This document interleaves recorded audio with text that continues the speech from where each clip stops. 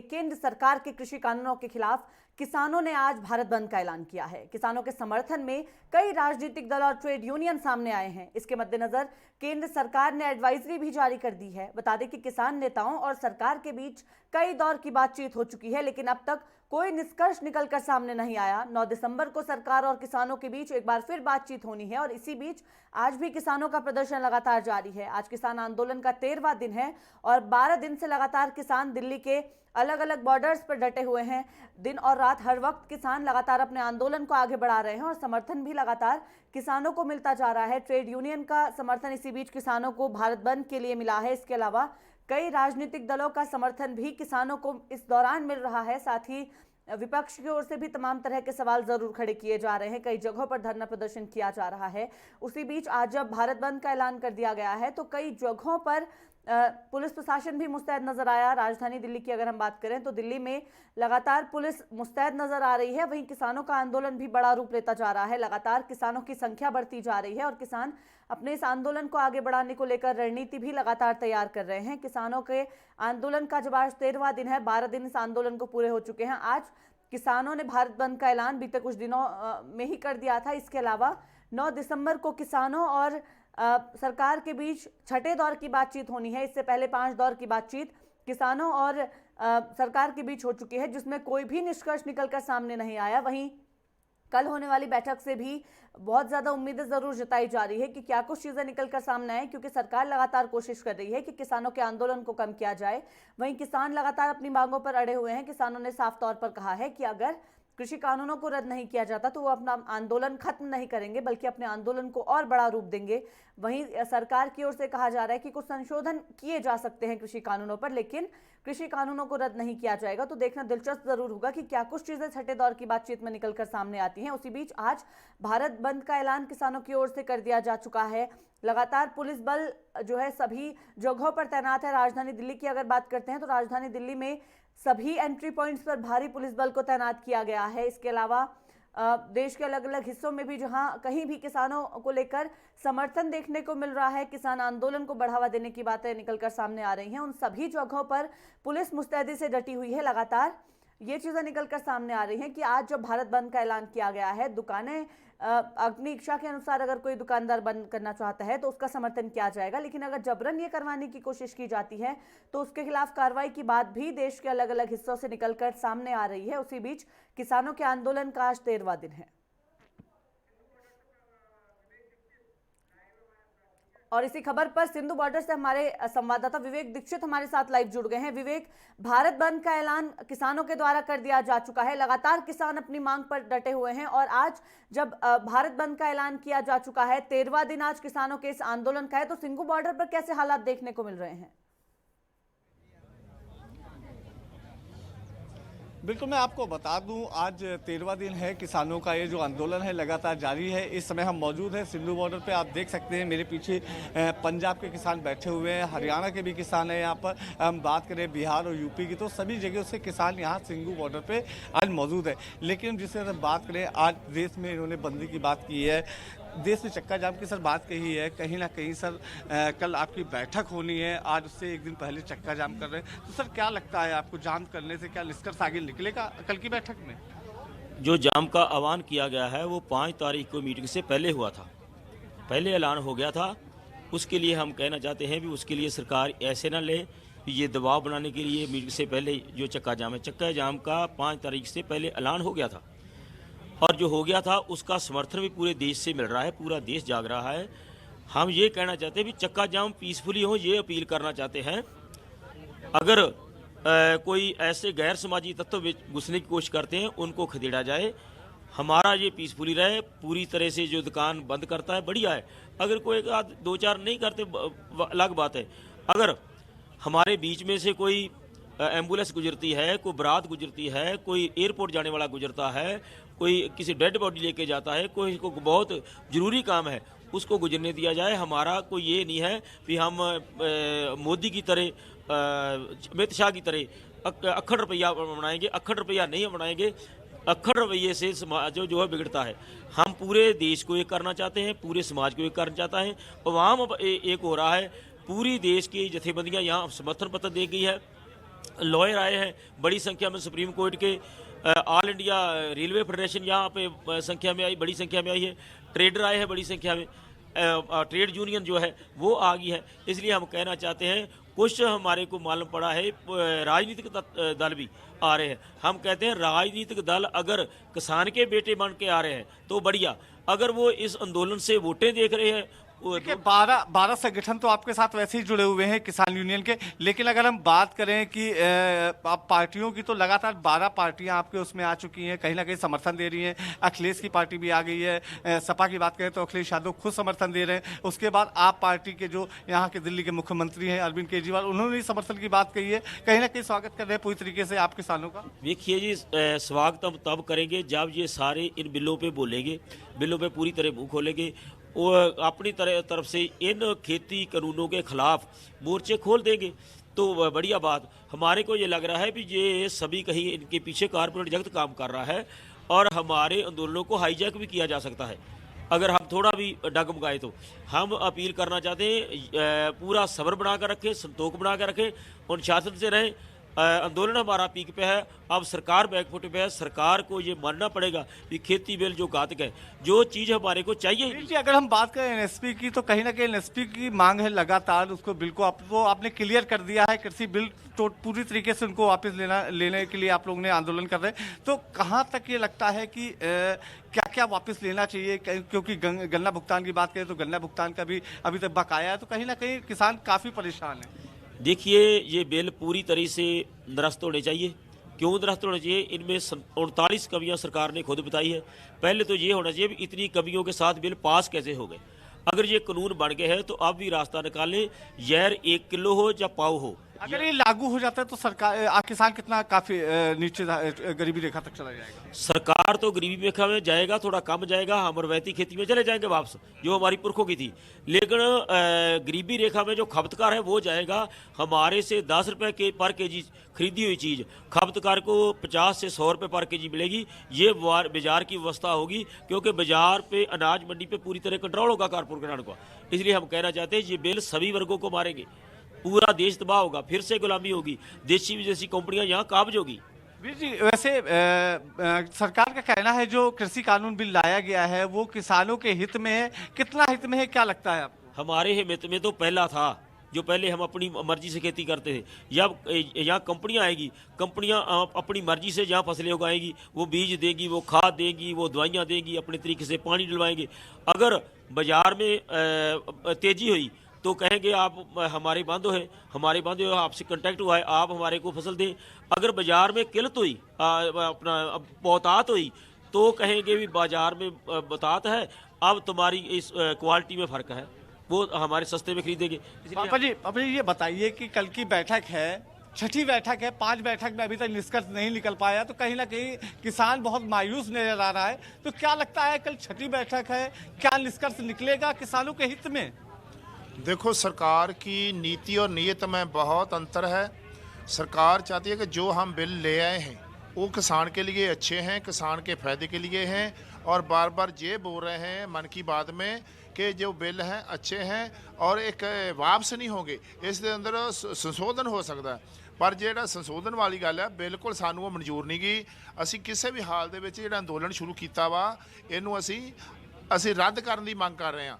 ਰੱਦ ਕਰਨ ਦੇ ਵਿੱਚ ਸਰਕਾਰ ਅੜੀ ਖਲੋਤੀ ਆ, ਕਿਸਾਨਾਂ ਨੂੰ ਸਮਝਾਉਣ ਦੀ ਕੋਸ਼ਿਸ਼ ਕਰ ਰਹੀ ਆ, ਕਿਸਾਨਾਂ ਨੂੰ ਜਿਹੜਾ ਬਾਰ-ਬਾਰ ਜਿਹੜਾ ਵਾ ਇਸ ਅੰਦੋਲਨ ਨੂੰ ਲੰਮਾ ਕਰਕੇ ਤੇ ਇਹ ਕਮਜ਼ੋਰ ਕਰਨ ਦੀ ਕੋਸ਼ਿਸ਼ ਕਰ ਰਹੀ ਆ, ਅੰਦੋਲਨ ਨੂੰ ਖਦੇੜਨ ਦੀ ਕੋਸ਼ਿਸ਼ ਕਰ ਰਹੀ ਆ, पूरे भारत ਨੂੰ ਜਿਹੜਾ ਇਹ अंदोलन ਨੂੰ बांटने की कोशिश कर रही है।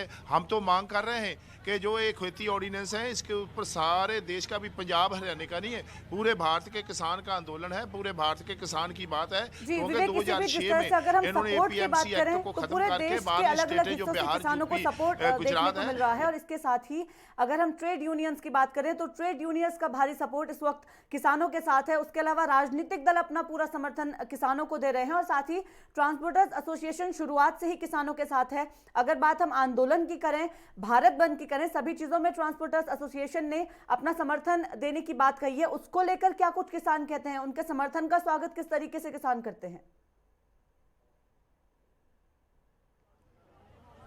बिल्कुल ये कहना इसमें गलत नहीं होगा। एक बार सरकार को चुनौती दे दी है, किसानों ने सोचने पर मजबूर कर दिया है और उनको बातें सरकार की माननी पड़ेंगी, ऐसा ये कह रहे हैं जब तक ये आंदोलन अपना जाए। सर एक चीज़ बताएं कि सरकार ने जिस तरीके से अब कर दिया है कि आपके साथ सभी दल भी आ गए, संगठन भी आ गए, तो क्या लगता है सर, यूनियन आप लोगों ने आज चक्का जाम किया है, अगर ट्रांसपोर्ट यूनियन की बात करें तो वो भी आपके साथ में है, तो कहीं ना कहीं आगे निष्कर्ष निकलने की बात सामने आ रही है कि नहीं आ रही है? बिल्कुल जी बिल्कुल, देश एक साथ इकट्ठा हो रहा है, देश एक हो रहा है और मोदी जी, उनका कारपोरेट जगत, उनकी पूरी टीम वो अलग थलग पड़ रही है। इसका हम कहना चाहते हैं पूरे देश विदेश में उनके खिलाफ मुजाहरे हो रहे हैं। ये बिल इतने घातक है, हमारी पीढ़ियों की गुलामी गल पड़ेगी, इसलिए हम कहना चाहते हैं ये बिल जल्दी से जल्दी निरस्त होने चाहिए ताकि जो माहौल शांत हो सके और लोग घरों में आप खुशी खुशी जा सके। मोदी जी ने अगर देना है तो ये गॉड गिफ्ट ना हमारे को दे, ये हम नहीं लेना चाहते, ये गॉड गिफ्ट वापस उन घरानों को वापस कर दें। हम बोलते हैं अगर देना है तो अपना डॉक्टर स्वामीनाथन की रिपोर्ट दे, 2 करोड़ नौकरियां पर साल आपने देने का ऐलान किया था, अभी तक 14 करोड़ नौकरियां बनती थी हमारे बच्चों को, वो दे। पूरे देश के किसानों का, मजदूरों का कर्जा मुआफ करना था, वो करें। सरकार को देना चाहिए अच्छा दे, हमारी ज़मीनें खोने वाला काम ना करें ताकि जो यहाँ पे कारपोरेट जगत काबजों के हमारे सभी को फिर से गुलाम बना ले। हम गुलाम नहीं होना चाहते। बिल्कुल जी, हमारे मेरे साथ साथी, इसी बिहार बीच से अगर भी हम बात आए। करें जिस तरह से सपोर्ट किसानों को मिल रहा है, ट्रांसपोर्टर्स एसोसिएशन का बहुत भारी सपोर्ट जब किसानों को मिल चुका है, उस बीच दिल्ली वासियों की दिक्कत जरूर बढ़ेगी क्योंकि इंपोर्ट एक्सपोर्ट का जो पूरा बिजनेस है वो इससे जरूर इफेक्ट हो रहा है, इसका असर जरूर उसमें देखने को मिल रहा है। साथ ही दिल्ली के एंट्री पॉइंट्स को जब बंद कर दिया गया है तो खासी दिक्कतें दिल्ली वासियों को जरूर देखने को मिलेंगी। साथ ही किसानों का कहना है कि पूरा सपोर्ट दिल्ली वासियों की ओर से किसानों को दिया जा रहा है, लेकिन उसी बीच दिल्ली वासियों को भी काफी ज्यादा दिक्कतों का सामना जरूर करना पड़ रहा है। उसको लेकर किसान क्या कुछ कहते हैं, क्योंकि दिक्कतें काफी ज्यादा हैं, कोरोना का खतरा भी एक और जरूर बना हुआ है। उसी बीच किसानों का आंदोलन लगातार बढ़ता जा रहा है और बड़ा रूप किसानों का आंदोलन हम कहेंगे कि लेता जा रहा है। उससे काफी सारी चीजों को दरकिनार नहीं किया जा सकता, कोरोना के खतरे को दरकिनार नहीं किया जा सकता क्योंकि सोशल डिस्टेंसिंग का पालन भी इस आंदोलन में कहीं पर भी नहीं किया जा रहा है, मास्क का उपयोग नहीं किया जा रहा है, तो कोरोना का खतरा भी जरूर बढ़ता हुआ नजर आएगा।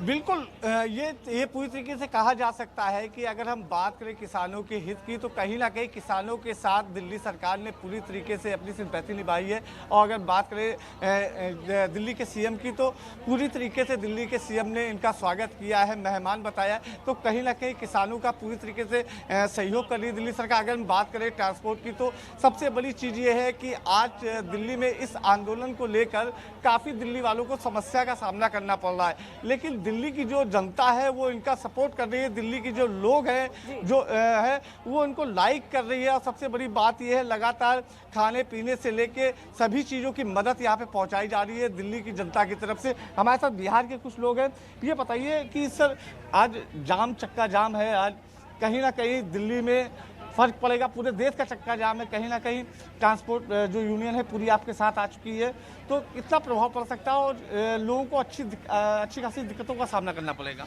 पूरे भारत के 100% लोगों पर प्रभाव पड़ेगा। पूरे भारत में 70% किसान हैं जो 60% लोगों को रोजगार मुहैया कराते हैं, तो ऐसे में पूरे भारत पर फर्क पड़ने वाला है। और सरकार जो बिल आई है वो तरह से किसानों का डेट बारांत है और किसान जो ये लड़ाई लड़ रही है ये आज़ादी 2 की लड़ाई लड़ रही है। एक तो 47 की लड़ाई थी जो आज़ादी फर्स्ट है, लेकिन किसानों की आज़ादी ये दूसरी लड़ाई है। हम लोग नहीं चाहेंगे कि हमारी ज़मीन जायदाद किसी दूसरे के कब्जे में जाए। और दूसरी बात है सरकार इस मुद्दे पर पूरी तरह से वेंटिलेटर पर आ गई है, ये इसमें कोई दुमत नहीं है। और इसे 9 तारीख वाला बिल में एकदम वापस लेना ही लेना पड़ेगा, इसमें कोई नो डाउट। हम लोग पूरी तरह से एक तरह से कहा जाए कि हम लोग काफ़ी इंडिपेंडेंस है कि इस बिल में अगर नहीं लिया 9 तारीख को तो हम लोग पूरी तरह से एकदम 2020 की रणनीति तैयार रखे हैं। बिल्कुल 2020 की उन्होंने रणनीति तैयार रखी है। सर अगर बात करें कहीं ना कहीं सर आज चक्का जाम है, आप लोगों ने भारत बंदी का ऐलान भी किया हुआ है, कहीं ना कहीं सर ये इस पे व्यापार पे भी फर्क पड़ेगा, दिल्ली वालों को लिए दिल्ली के जो लोग हैं उनको भी कठिनाइयों का सामना करना पड़ेगा, पूरे देश को कहीं ना कहीं कठिनाइयों का सामना करना पड़ेगा। सर देखिए देश का व्यापार तो पहले लॉकडाउन में भी बुरी तरह प्रभावित तो है, 70 दिन हो गए हैं। एक दिन में क्या फ़र्क पड़ेगा, क्योंकि लोगों को मालूम था, लोगों ने अपनी जरूरी वस्तुएं जो इकट्ठी कर ली है। अगर मैं बोलना चाहता हूँ, अरे भाई जी, अगर फर्क पड़ेगा तो पड़ेगा जब देश पूरी तरह कारपोरेट जगत के पास चलेगा, तब फर्क पड़ेगा। एक दिन की हमको मुश्किलें झेल लेनी चाहिए। एक देश की दिन की मुश्किलें अगर झेल लेंगे तो कोई फर्क नहीं पड़ेगा। एक दिन की मुश्किलों से कोई फर्क नहीं पड़ेगा, क्योंकि अगर ये आंदोलन सफल ना हुआ, आंदोलन ये फेल हो गया, इसके बाद कोई आंदोलन नहीं चलेगा और देश फिर से गुलाम होएगा। बिल्कुल, हमारे साथ गुजरात से भी आए लोग यहाँ पे मौजूद हैं। किसान है। कहाँ से आए आप? गुजरात से आए हुए। कहाँ से आए हैं? गुजरात से आया हूँ। गुजरात से आए हैं, तो कहीं ना कहीं किसानों को काफी दिक्कतों का सामना करना पड़ रहा है। अगर सरकार ये बिल वापस नहीं लेती है तो कैसी मुश्किलों का सामना करना पड़ेगा किसानों को? अभी जैसे आपको हम बता रहे हैं कि 5 तारीख को ही ये ऐलान हो चुका है कि भारत बंद है। तो आज जो भारत बंद है, अभी ये पहली बार ऐसा बन रहा है कि 70 दिन सरकार ऐसी मेहनत कर रही थी कि भारत बंद रहे। आज पहला दिन ऐसा है कि सरकार यह मेहनत कर रही है कि भारत खुला रहे।